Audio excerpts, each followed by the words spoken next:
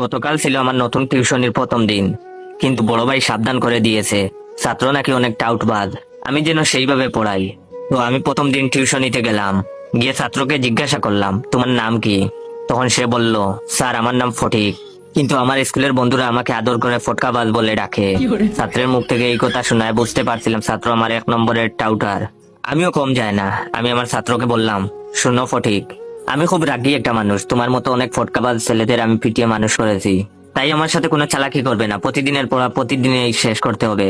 তখন ছাত্র আমার মুখের দিকে তাকিয়ে বলল, আমি কি আপনাকে স্যার বলে ডাকবো নাকি দুলাভাই বলে ডাকবো? তখন আমি বললাম, দুলাভাই বলে ডাকবে মানে? ফাজলামি করো, স্যার বলে ডাকবে। তখন সে বললো, আসলে 2 দিন পর তো আপনি আমার দুলাভাই হবেন, তাই আগে থেকে ডাকার অভ্যাস করে নিচ্ছি। তখন আমি বললাম, দুলাভাই হবো মানে? তখন সে বললো, স্যার আমার 3 বোন, 2 বোনের বিয়ে হয়ে গেছে, কিভাবে হয়েছে জানেন? তখন আমি বললাম, কিভাবে? তখন সে বলল, স্যার আমাদের পরিবারের আর্থিক অবস্থা তেমন ভালো না, তাছাড়া বর্তমানে মেয়ে বিয়ে দেওয়া অনেক টাকার ব্যাপার। আমার আব্বু আম্মু খুব চালাক, তারা চালাকি করে ভার্সিটি পড়ুয়া ভালো একটা ছেলেকে আমাকে পড়ানোর জন্য নির্বাচিত করে। তারপর ওই স্যার যখন আমায় পড়াতে আসে তখন তাকে আমার আব্বু আম্মু খুব আদর যত্ন করে।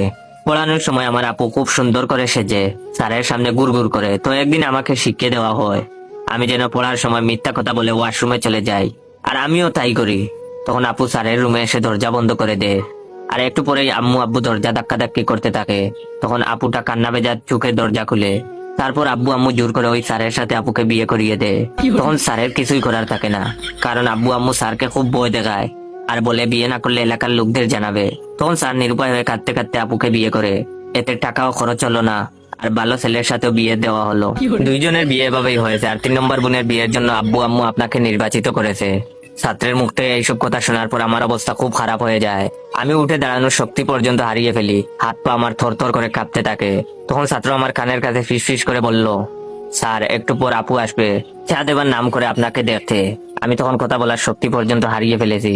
ঠিক তখনই দেখলাম কালো একটা মেয়ে মুখে সাদা পাউডার মেখেছে, টুটে লাল লিপস্টিক, লাল টিপ, একদম অদ্ভুত খারাপ দেখতে, হাতে চায়ের কাপ নিয়ে আমার কাছে আসছে। ছাত্র তখন আমার আবার ফিস ফিস করে বলল, স্যার আমার আপু, তার সাথেই আপনাকে আব্বু আম্মু জোর করে বিয়ে দিবে। জানি না আমার তখন কি হয়েছিল, শরীরের সমস্ত শক্তি নিয়ে জুড়ে একটা চিৎকার দিয়ে জ্ঞান হারালাম। যখন জ্ঞান ফিরলো তখন দেখি ছাত্রের মা আমার মাথায় পানি ঢালছে, আর ছাত্রের বাবা আমার হাত পা মালিশ করছে।